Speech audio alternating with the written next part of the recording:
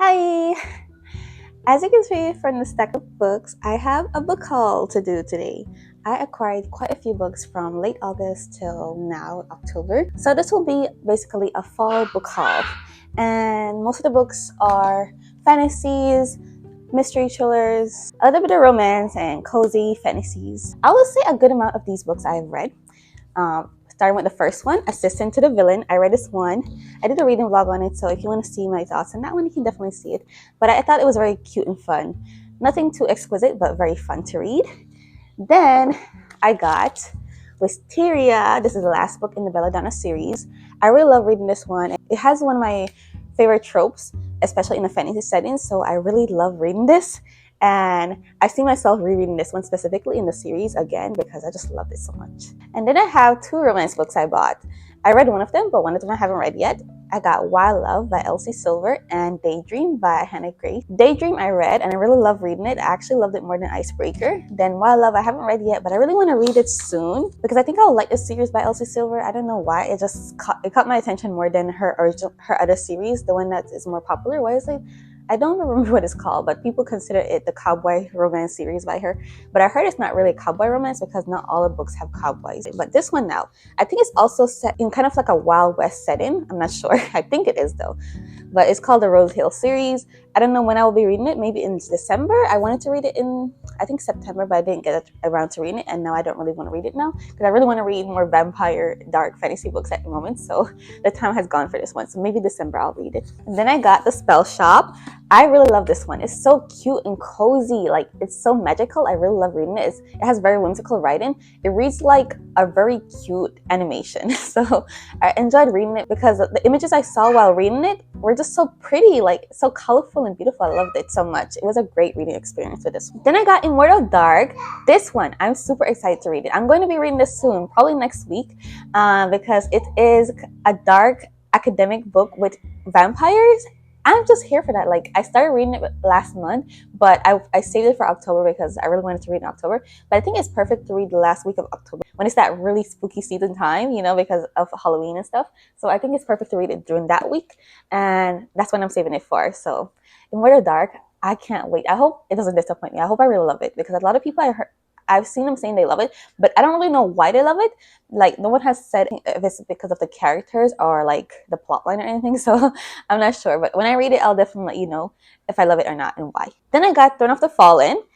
This one, I also was supposed to read this in September, but I didn't get around to reading it. Throne of the Fallen is kind of a spin-off series from what's Kingdom of the Wicked. I read that one. I actually gave that book 2 stars. I very rarely give books 1 star and 2 stars because I never finish a book that I don't like. But Kingdom of the Wicked, I was reading it and I really liked it in the beginning. But the more I read it, I realized it's one of those books that I kept reading because I was like, okay, it's going to get better the more I read. But it never did. So I gave it 2 stars. But anyways, the reason why I got this one, even though I gave Kingdom of the Wicked 2 stars, is because the plotline sounds more up my alley. Kingdom of the Wicked had like these 2 sisters. One of them got murdered and the main sister is trying to figure out who did it. And like, I think she was trying to find an object as well. I don't remember what it was about exactly, but it was just all over the place and kind of boring at the same time. So I didn't enjoy it. This one now is following this prince. I think it's the Prince of Envy. And honestly, the Prince of Envy, he sounds more alluring. So I'm up for that. Like, I'm there. Like, everyone always does the Prince of Death or something. Like, everyone uses that because they like it's more easy to do. It's like a obviously dark character. But Prince of Envy, I think he's more like a trickster character. I don't know. He sounds like it, and probably more like lusty, you know, obviously. So this is gonna be like a sexy, spicy book. And when I'm in the mood for something that is fantasy but also really good with romance, I'll be picking this one up. Then I got One Dark Window. I'm currently reading this one. What chapter was I on? I think I'm on chapter 8. Yes, I'm on chapter 8, a little bit before page 100. So I am unsure what I will be rating this when I finish reading it. I don't know because it's like okay. It's reading okay. It's reading like I won't even read book 2. I really bought this because I love the concept of the nightmare creature in the main girl's mind. That's why I bought it. But it's not given. Like, I don't know how to say. I don't know how to explain it, but it's just not given. Like, the plotline is kind of boring. Like, what they chose for the main plot, I don't know. But yeah, this one is given okay. I'm gonna still finish it to see if it gets better in the end, but it's not really the greatest so far. Then I got The Naturals. The Naturals I'm excited to read. I think I'm going to read it this week because I really wanted to read it as well. I think October is perfect to read it. The Naturals is surrounding these teenagers who are basically solving these unsolved cases from years ago. And I think they have some kind of powers. They have some type of supernatural ability, and it's also considered mystery thriller. So that just sounds so great. I'm really excited to read it. And lastly, in the stack over here, I got An Academy of Liars. I am excited to read this one, but I started reading it, like a chapter of it, and I don't know why I thought this was like surrounding a teenage character, but it's not. It's like an academy setting, so I was expecting like a teenager. But I guess you could have that in college too. But the main girl's like very old. She's like done with college old, so I didn't know. But when I was reading it, she was like getting married or something, so I was like, I don't really want to read about that right now. So yeah, I'm gonna go into it again once I feel like I want to pick this up, but I don't know when I will be picking it up. But basically, it's like surrounding this academic setting with these people who have this ability of persuasion, and I guess they are able to persuade people to the point that they can manipulate even like what was it, matter or something. They can manipulate something sciencey. I don't remember what it was, but yeah, that sounded great. But I didn't know like the characters were older, and I wasn't really interested to read about older characters at the moment, so I put it down. Maybe now that I know that, when I feel like reading like a dark academia book, I will go back into it then. Now on to my more recent book mail. I got ReWitch. This one I really love reading. It was so great. It's so comfortable to read. Like, I don't know how to explain it. Maybe because when I was reading it, I was listening to like this autumnal playlist that's playing, and at the same time, the writing style is so descriptive with the fall setting, and it's set in October. It starts September 31st, and then you have October 1st, and all the way up to Halloween. So it was really great to read it. I read it in September, but it was still perfect to read it during that time because it starts in September. But anyways, I would highly suggest reading this one in October because it's set in October, and it'll be so great to read it during that time. It's like set in exactly October for a reason, because the main girl, she has to do this trial. It's called the Immortal trials during like a specific time frame, and because of something that happened, she now has to do like these other things during October before October finishes. And I really like reading it. It was so whimsical and beautiful. I love this so much. Then I got What Moves the Dead by Tegan Fisher. I read this one recently. I really loved it. It was really beautiful. Tegan Fisher does like this nice eerie writing style that I really love about her, and I'm looking forward to reading more books from her and buying more books from her, because this is actually the first book I bought from Tegan Fisher. I also got this one, The 13th Child by Erin A. Craig. It reads more like a young adult, like a younger young adult book.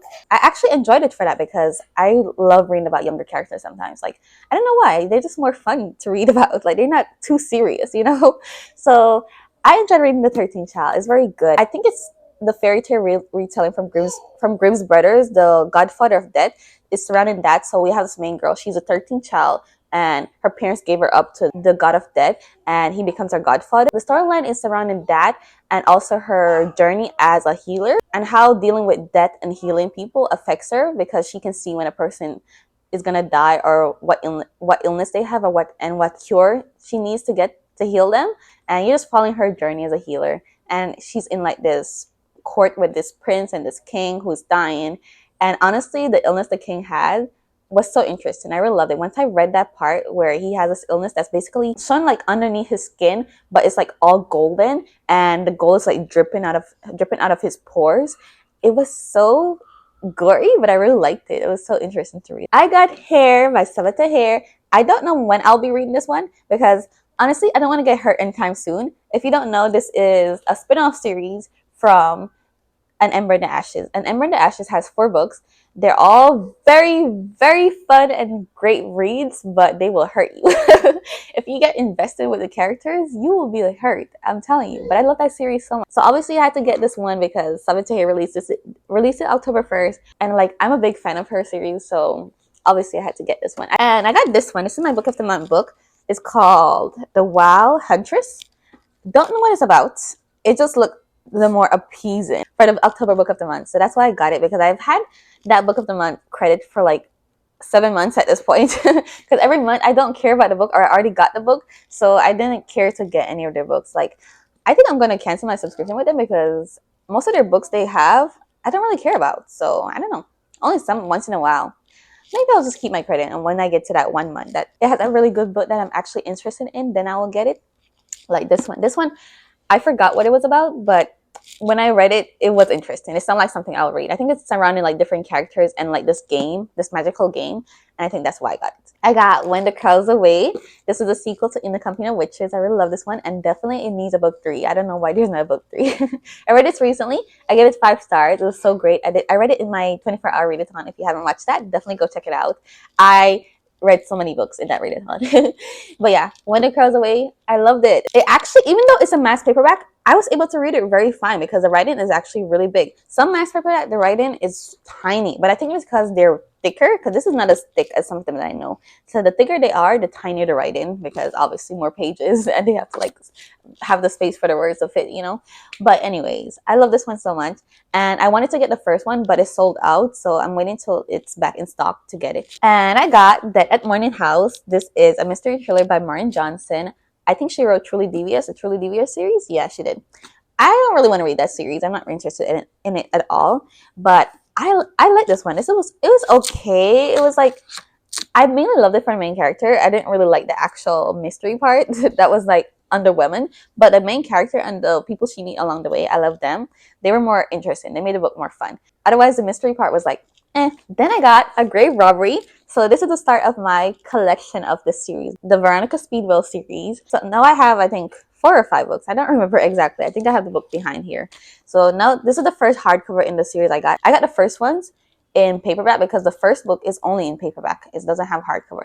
So I was like, should I get paperback or hardcover? Since the first one doesn't have hardcover at all. So because I don't care about the series being in 2 different versions, like the paperback and hardcover, I'm going to get the first few in paperback and then the next half in hardcover. So this is the 9th one. So I'm going to get the 8th and the 7th and the 6th and then the 10th in hardcover, but the first 5 are going to be in paperback. That's okay with me, and I'll just line them up that way. Then I got The Last Tale of the Flower Bride by Roshani Chasky. I think I read 2 Roshani Chasky books. I read The Gilded Wolves and Arusha. I don't remember what it was called. It was years and years ago. I don't remember what the middle grade one. I read that because I was like a high schooler. I think I was in my freshman year, and I read it. It was really good. I liked it.